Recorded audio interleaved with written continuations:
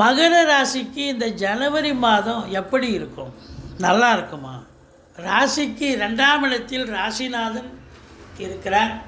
அப்போ சுபீட்சமான ஒரு காலகட்டம். 3இல் ராகு இளைய சகோதரத்துக்கு உங்களுக்கு கருத்து வேறுபாடு மட்டும்தான் வரும் ஒழிய 3ஆம் இடத்துல ராகு இருக்க கொடுத்து வைக்கணுங்க. அற்புதம், பல அற்புதங்களை நிகழ்த்த இருக்கிறார் இந்த ராகு பகவான்.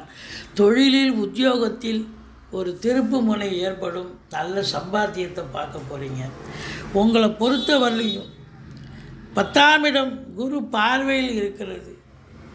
தொழில் நிரந்தர தொழில், அதாவது சாதாரணமாக தொழில் பண்ணியிருப்பீங்க, இதை பண்ணலாமா இல்லை மாற்றி பண்ணலாமா அப்படின்னு மாற்றி கூட பண்ணுவீங்க. தொழிலில் கூடுதலாக பிரான்ச்சு ஓப்பன் பண்ணலாம், சம்பாத்தியம் பண்ணலாம்.